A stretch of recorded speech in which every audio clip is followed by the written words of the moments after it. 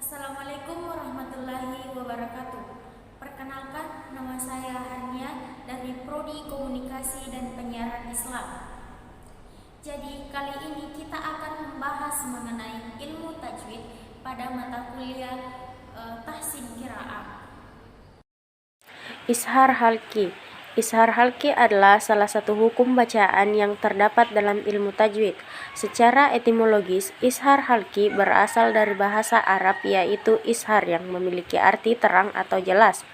Sementara halqi artinya tenggorokan. Sedangkan menurut istilah ishar halqi adalah mengeluarkan lafal atau suara dari tenggorokan dan dibaca dengan jelas atau tanpa dengung.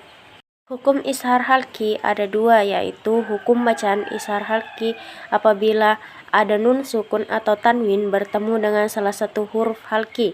Huruf-huruf ini disebut halqi karena huruf ini bunyinya berasal dari tenggorokan. Adapun huruf ishar halqi terdiri dari 6 huruf, yaitu go, ain, kho, ha, ho, dan hamzah. Selanjutnya, hukum bacaan ishar syafawi.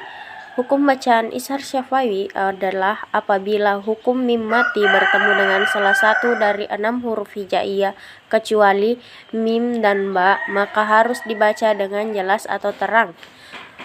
Dibaca jelas atau terang di bibir dan mulut tanpa ada suara dengung.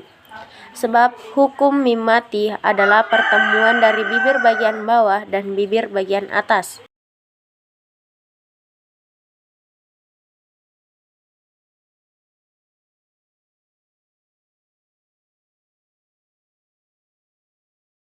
Selanjutnya adalah ishar jaiz, yaitu seperti memasukkan zal terhadap jim dan so.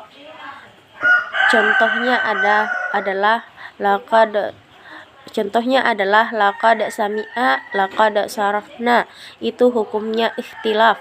Kalau menurut riwayat Hafs, cara bacanya harus diisharkan dengan menurut yang lain idgham laqad sami'a, laqad sarafna.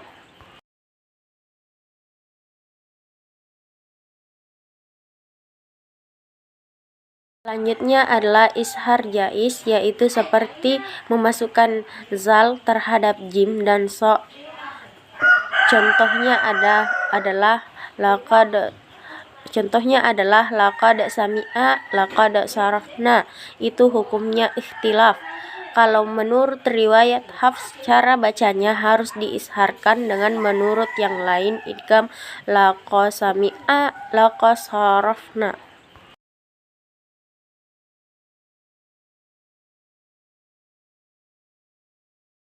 Secara umum, yang dimaksud dengan idgham dan menurut ilmu tajwid adalah memasukkan atau meleburkan satu huruf ke dalam huruf setelahnya, seakan-akan terdapat tanda tasdid. Menurut hukum bacaan nun mati atau tanwin, idgham berlaku apabila nun mati atau tanwin bertemu dengan huruf mim, nun, waw, ya, dan lam, serta ra. Adapun menurut hukum bacaan mim mati atau tanwin, idgham berlaku apabila mim mati bertemu dengan huruf mim. Berdasarkan hukum bacaan nun mati dan mim mati, ada beberapa bacaan idgham, yaitu idgham bi gunnah, idgham bila gunnah, dan idgham mim atau idgham mitsalin. Yang pertama adalah idgham bi gunnah atau ma'al gunnah, adalah memasukkan atau melebur nun mati atau tanwin dengan huruf idgham bi gunnah yang ada di depannya, yaitu ya, nun, mim, dan waw. Cara membacanya adalah didengungkan selama 2 harakat. Contohnya yaqulu, di mana nun mati atau sukun bertemu dengan huruf ya, serta wa nafsi wa ma sawa, di mana tanwin bertemu dengan huruf waw. Yang kedua adalah idgham bila gunnah, di mana memasukkan atau meleburkan nun mati atau tanwin dengan salah satu huruf idgham bi gunnah yang ada di depannya, yaitu lam dan ra tanpa dengung. Contohnya khairul Yang ketiga adalah idgham mimi atau idgham mitsalin. Idgham mimi atau idgham mitsalin adalah memasukkan atau meleburkan mimi mati dengan huruf mim berharakat yang ada di depannya. Cara membacanya adalah dengan meleburkan huruf mim mati ke dalam huruf mim berharakat yang ada di depannya atau ditasdidkan yang disertai dengan gunnah atau dengung selama 2 harakat. Contohnya lahumma matsalan min, di mana min mati atau sukun bertemu dengan huruf mim. Ikhfa artinya menyamarkan atau menyembunyikan beberapa huruf tertentu ke huruf selanjutnya. Cara membacanya dengan gunnah atau dengung. Ikhfa artinya ketika hukum bacaan nun mati atau tanwin dan hukum bacaan mim mati bertemu dengan beberapa huruf ikhfa. Terdapat beberapa jenis ikhfa yaitu sebagai berikut, yaitu ikhfa hakiki dan ikhfa syafawi. Selanjutnya adalah ikhfa hakiki. Hakiki dalam ikhfa artinya adalah menyamarkan atau menyembunyikan huruf nun mati atau tanwin ke dalam huruf-huruf ikhfa yang ada di awal. Cara membaca ikhfa hakiki adalah dengan menyamarkan nun mati atau tanwin dengan mendengung sepanjang 2 hingga 3 harakat. Yang termasuk huruf ikhfa hakiki adalah qaf, qaf, fa, sa, ta, da, so, shin, sin, so, do, dol, dal, jim, sa, dan ta. Adapun contoh membacanya adalah in kuntum, karena nun mati atau sukun bertemu dengan huruf ka. Selanjutnya adalah ikhfa syafawi. Syafawi dalam ikhfa artinya adalah menyamarkan atau menyembunyikan huruf mim mati ke dalam huruf ikhfa syafawi, yaitu huruf ba. Cara membacanya adalah dengan membaca mim mati dan huruf tersebut disamarkan. Tidak ada penekanan dalam yang kuat pada bibir tersebut, dan juga membacanya disertai dengan gunnah atau dengung. Adapun contoh membacanya yaitu tarmihim bihijaratin, di mana mim mati atau sukun bertemu dengan ba. Hukum ini berlaku bila nun mati dan tanwin bertemu dengan huruf-huruf ta, jim, da, zal, zain, sin, shin, so, do, to, so, fa, qaf, dan kaf. Cara membacanya adalah samar-samar. Adapun contohnya adalah anjainakum, innahu kana huba qabir, manzaladi yauma izin Qur'an in kunta. Selanjutnya adalah qalqalah. Qalqalah merupakan salah satu hukum tajwid yang perlu dipahami oleh umat muslim agar bisa membaca dan menulis ayat Al-Quran dengan benar. Mengutip dari buku Juz Amma Tajwid Berwarna dan terjemahannya M. Khairullah Rahman Al-Mahfani. Secara bahasa, qalqalah artinya getaran atau pantulan. Sedangkan menurut istilah, qalqalah ialah hukum bacaan tajwid di mana hukum hurufnya memantul dari dalam tenggorokan yang dibaca normal 2 menit.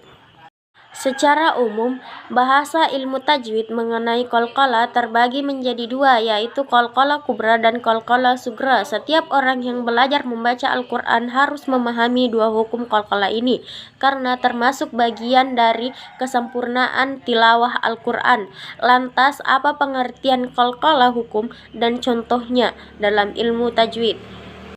Huruf qalqalah dalam ilmu tajwid terbagi menjadi 5, yaitu ba, jim, dal, ta, dan qaf. Kelima huruf tersebut jika dimatikan akan menimbulkan getaran bila dibaca. Qalqalah kubra dan qalqalah sugra beserta hukum bacaannya. Hukum bacaan qalqalah terbagi menjadi 2, yaitu qalqalah kubra dan qalqalah sugra. Cara membacanya akan berbeda tergantung posisi qalqalah, apakah berada di tengah atau di akhir kata pada ayat Al-Quran. Qalqalah kubra artinya qalqalah besar yang dibaca hurufnya dengan pantulan kuat. Qalqalah kubra terjadi ketika 5 huruf qalqalah tadi berada di akhir kalimat. Seperti contohnya pada surah Al-Lahab ayat 5, yaitu fi jidha hablum mim masad. Dari ayat tersebut dapat diketahui terdapat huruf dal yang diwakafkan di akhir kalimat.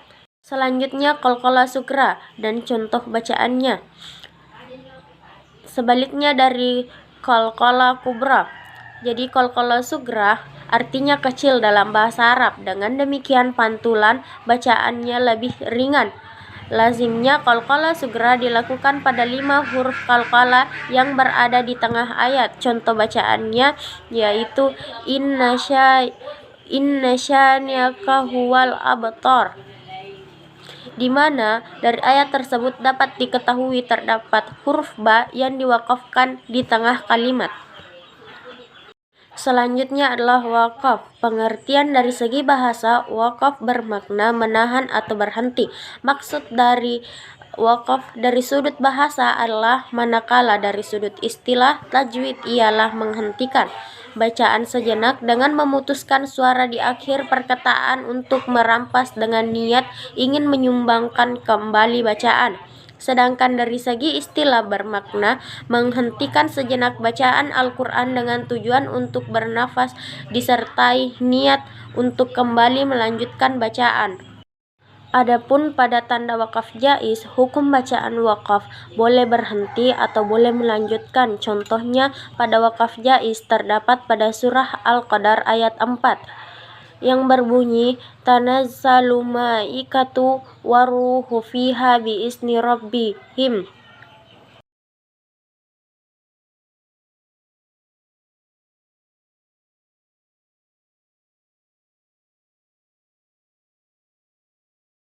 Yang terakhir adalah mat.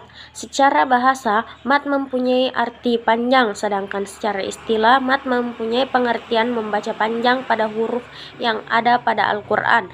Artinya, hukum bacaan mat adalah memanjangkan suara dengan suatu huruf di antara huruf mat atau lainnya ketika bertemu dengan hamzah atau sukun karena ada sebabnya. Huruf-huruf mat itu sendiri terdiri dari 3 huruf hijaiyah, diantaranya adalah alif, waw, dan ya.